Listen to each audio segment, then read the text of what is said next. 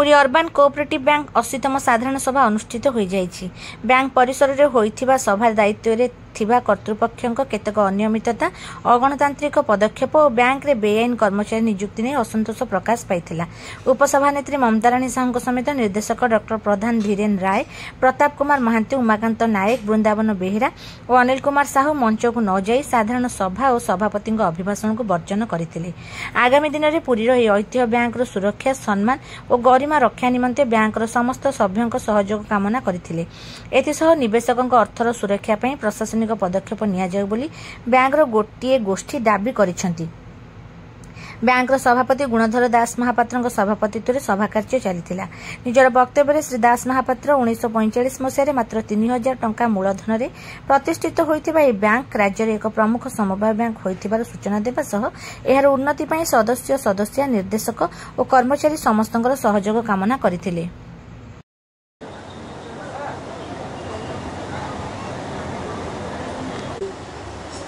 Bank प्रांगण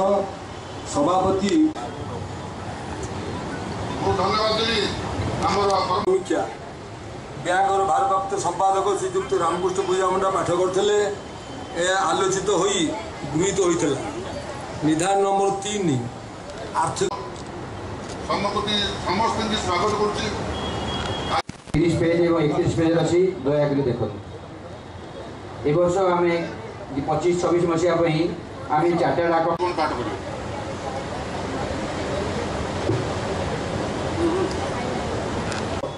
doctor प्रधान धीरेन राय को अनुरोध करते से महाशय पकड़े गोटे मस भर आप लोन पाँच बैंक आपर सरकार टंका बैंक आप देखिए नेशनल बैंक जी आप गोटे लोन टे पकड़ सदाबले आम जो डायरेक्टर बोर्ड अच्छी कर्मचारी और परिश्रम कर नष्ट हम से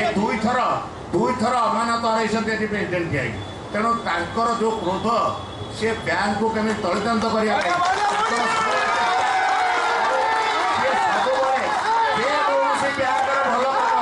काम विरोध कर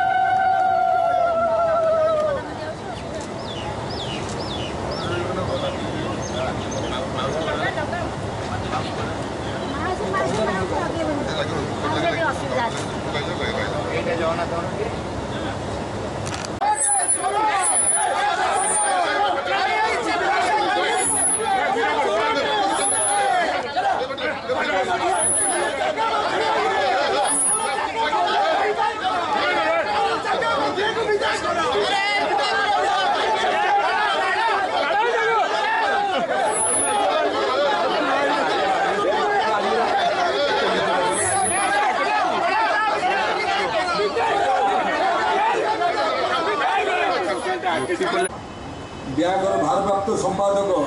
श्रीजुक्त रामकृष्ण पूजामंडा पूर्व बैठक विवरणी पाठ करते आलोचित हो सर्वसम्मतिक्रमे गृहीत होता। पुरी अर्बान बैंक सभापति गुणधर दास महापात्र प्रत्येक वर्ष आमर वार्षिक साधारण अधिवेशन कराए वर्ष भी 80तम साधारणतम अधिवेशन करा